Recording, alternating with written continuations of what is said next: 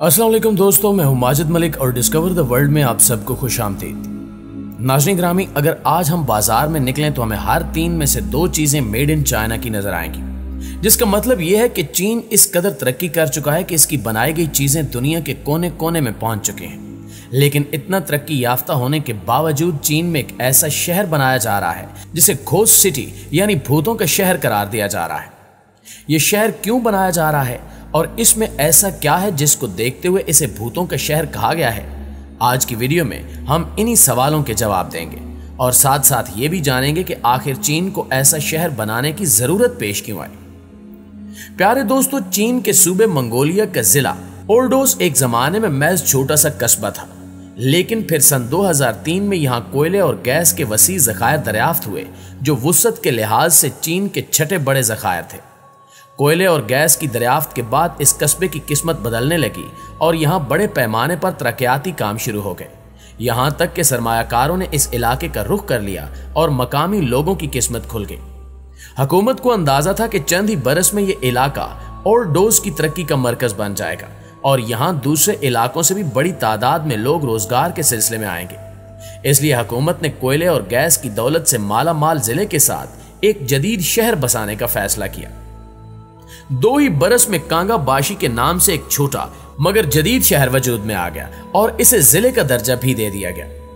कांगा बाशी में बुलंदो बाला इमारात और कुशादा सड़कें तामीर करने के साथ साथ गैस और बिजली और पानी समेत तमाम बुनियादी सहूलियात फराहम की गई, जबकि तालीमी इदारे और अस्पताल भी तामीर किए गए। गरज के हर लिहाज से कांगा बाशी को तमाम सहूलियात से आरास्ता किया गया। हुकूमत ने 10 लाख लोगों के लिए यह शहर तामीर किया था, मगर हैरान कुन तौर पर यहाँ रिहाइश इख्तियार करने वालों की तादाद चंद सौ भी नहीं थी और कई बरस गुजर जाने के बावजूद शहर की इमारतें और मकानात खाली पड़े हुए हैं। यही वजह है कि यह सुनसान शहर किसी घोस्ट सिटी का मंजर पेश करता है, जहां सब कुछ मौजूद है, बस मकीन नहीं है। फीकस आमनी के लिहाज से ओर्डोस शंघाई के बाद दूसरे नंबर पर है।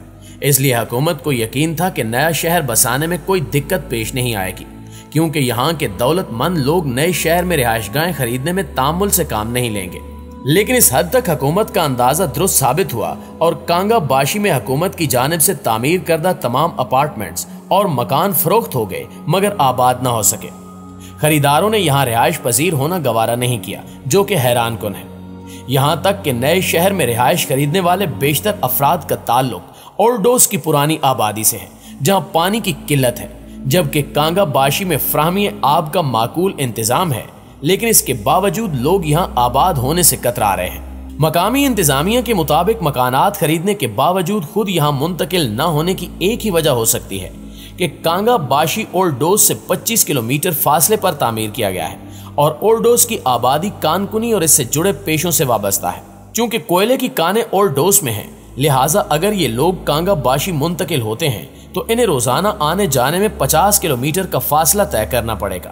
शायद इसलिए वो नए शहर में मुंतकिल होने से गुरेजा हैं। हुकूमत कांगा बाशी को आबाद करने के लिए कोशिशें कर रही है, मगर इसके तमाम इकदामात अभी तक मालकान को नए घरों में रिहाइश इख्तियार करने पर मजबूर नहीं कर सके और शहर इसी तरह साए साए कर रहा है, जो किसी भी भूत बंगले से कम नहीं है।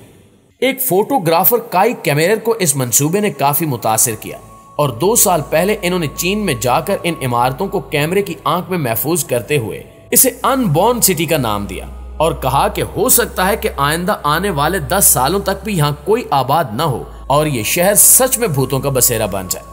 नाज़रीन ग्रामी, ये तो ख्याली दुनिया और अपनी वीरानी की वजह से भूतों का शहर कहलाया, लेकिन अब आपको चीन के एक ऐसे शहर के बारे में बताते हैं जहाँ वाकई भूतों का बसेरा है।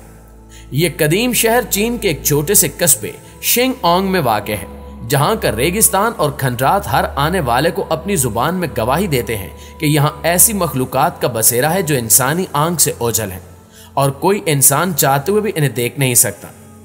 अगर इस शहर के ज़ाहिरी हुस्न की बात की जाए तो यह शहर हुस्न में अपना अलग मकाम रखता है और इसके रेगिस्तान में मौजूद बड़े बड़े किले इसके हुस्न को मजीद दोबाला कर देते हैं, जबकि यहाँ मौजूद मुख्तलिफ रंगों के अजीबो गरीब पत्थर भी इस बात की जानिब इशारा करते हैं कि माजी में यहाँ कोई बड़ा हादसा हुआ है।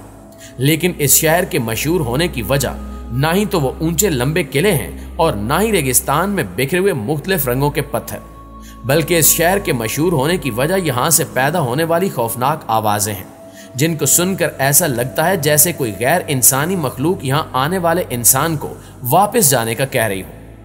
इस शहर का सफर करने वाले ऐनी शाहिदीन के मुताबिक यहां से उठने वाली आवाजें मौसम के साथ साथ तब्दील होती रहती हैं। मिसाल के तौर पर अगर मौसम बिल्कुल साफ और खुशगवार हो, हवा भी चल रही हो, तो इस वादी से उठने वाली आवाजों को सुनकर ऐसा महसूस होता है कि जैसे यहां की नादीदा मखलूक अपने अंदाज में खुशी का इजहार कर रही हो। इन आवाजों के मुतल्लिक ऐनी शाहिदीन का कहना है कि इन आवाजों को सुनकर ऐसा महसूस होता है जैसे एक साथ लाखों घंटियां बज रही हों और इनके गिटार की मध्यम आवाज भी अपने जोबर पर हो। लेकिन अगर मौसम में शिद्दत आ जाए और काले बादलों के साथ तेज हवाएं चलने लगें तो यही सुरीली आवाजें खौफनाक आवाजों में तब्दील हो जाती हैं और ऐसा लगता है कि जैसे बहुत से खतरनाक जानवर आपस में लड़ झगड़ रहे हैं। और फिर इन आवाजों से इस वादी में खौफ की एक लहर दौड़ जाती है और वहां मौजूद सयाह फौरन भाग निकलते हैं। जबकि एक और ऐनी शाहिद के मुताबिक जब ऐसा शदीद मौसम होता है तो कभी कभी इन किलों के पीछे से पत्थर बरसते हैं, जिनके लगने से वहां मौजूद सयाह शदीद जख्मी हो जाते हैं। दोस्तों, इस वादी से मुतल्लिक ये भी कहा जाता है कि रात के वक्त कभी कभार ऐसी आवाजें भी सुनाई देती हैं जैसे बहुत से जानवर और लोग आपस में झगड़ा कर रहे हों। इस इलाके में रहने वाले अफराद का यहां तक भी कहना है कि इन्होंने मुतअद्दिद बार एक ऐसे शख्स को देखा है जो खून में नहाया होता है और शदीद जख्मी होता है, लेकिन जब वो उसके पास जाते हैं तो वो रूपोश हो जाता है। इसी शहर के बारे में कुछ लोगों का ये गुमान भी है कि यहाँ एक खातून सफेद कपड़ों में रहती है।